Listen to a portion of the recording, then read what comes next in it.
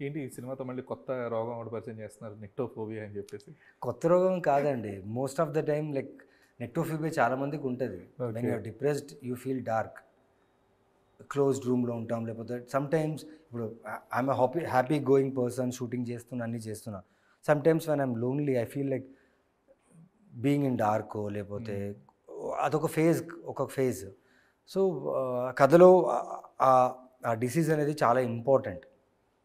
అది very important point. It is delivered in a important slot of a screen play. Okay. So ఆ ఒక్క word ట్రైలర్లో పెట్టడం కూడా మేము చాలా ఆలోచించాం. Oh! Okay. Because that is very much related to the script. Okay. చాలా హ్మ్. చాలా ఇంపార్టెంట్ విషయం అది. లెట్స్ గివ్ అ క్లూ లాగానే వదిలేం అది.